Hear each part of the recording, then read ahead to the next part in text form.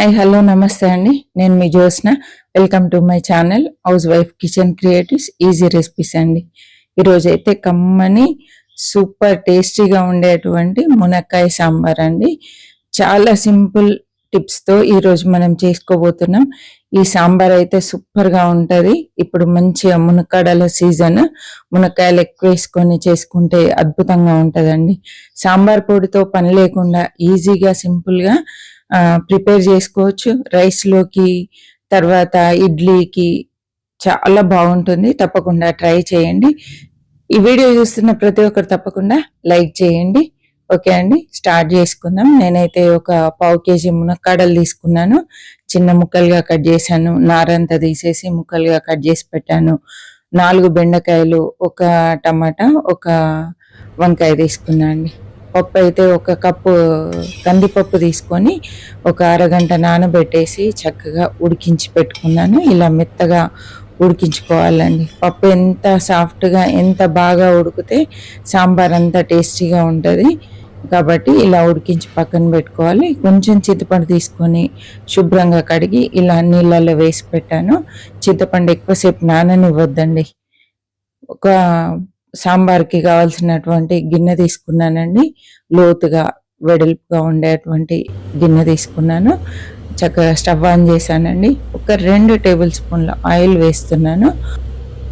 Oil ఎక్కువ పట్టదండి, కొంచెం చూసుకొని వేసుకోవాలి. సాంబార్లో, పప్పులలో ఆయిల్ వేడైన తర్వాత ఇలా కొన్ని ఆవాలు, కొంచెం జీలకర్ర వేసి చిట్పట్లాడగానే సన్నగా పొడుగ్గా తరిగినటువంటి ఉల్లిపాయ ముక్కలు, తర్వాత పచ్చిమిర్చి, కరివేపాకు వేసేసుకొని లైట్గా వేపుకోవాలి.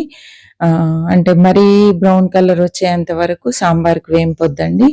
ఇలా కరివేపాకు కొంచెం కలర్ వచ్చిందంటే సరిపోతుంది.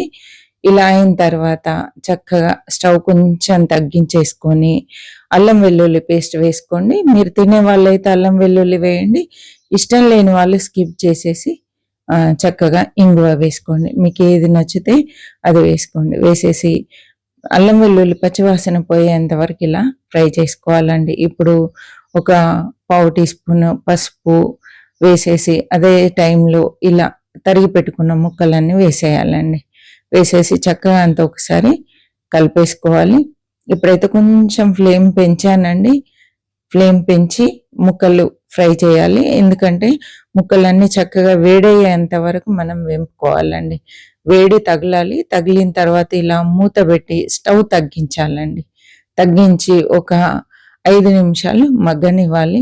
ఇలా కూరగాయ ముక్కలన్నీ నూనెలో మగ్గితే మంచి రుచి వస్తుందండి. ఇలా మగ్గిన తర్వాత మనము ఏదైతే చింతపండు రసం తీసి పెట్టుకున్నామో అది ఇందులో వేసేయాలి. చిక్కగా తీసానండి. చిక్కటి చింతపండు రసం ఇందులో వేసేసి ఇప్పుడు రుచికి సరిపడా కారము 1 టీ స్పూన్ వేస్తున్నాను.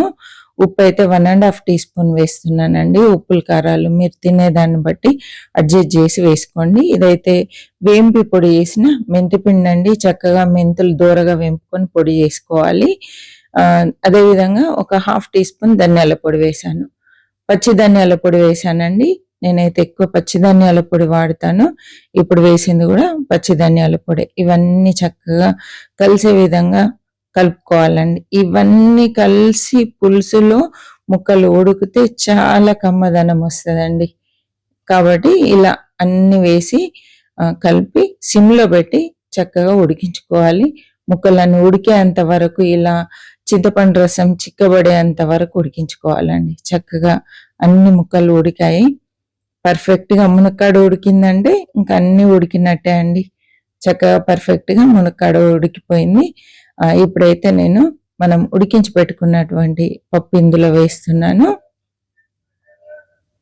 ఇప్పుడు చిక్కదనానికి సరిపోను నీళ్లు వేయాలండి. నేనైతే చూసుకొని వేసుకుంటున్నాను.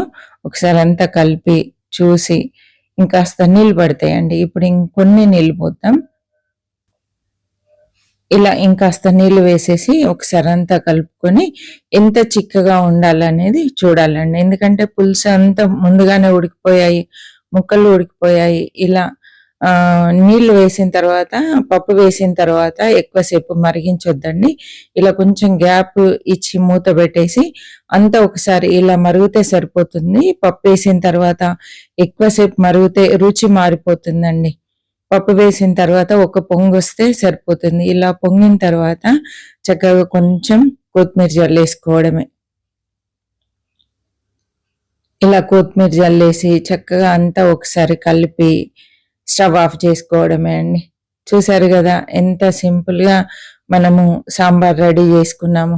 నేనైతే సర్వింగ్ బౌల్లోకి తీసుకున్నాను. ఈ సాంబార్ అయితే తప్పకుండా ఈ సీజన్లో మీరు ట్రై చేయాల్సింది, అంత కమ్మగా ఉంటుందండి.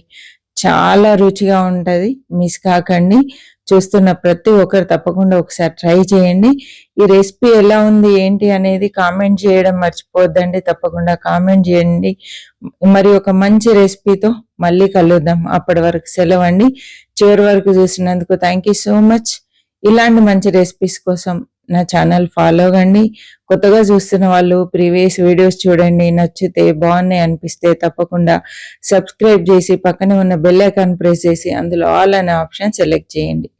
ఓకే అండి. మరి ఒక మంచి రెసిపీతో కలుద్దామండి. చివరి వరకు చూసినందుకు థ్యాంక్ యూ సో మచ్ అండి. హ్యాపీ కుకింగ్ అండి.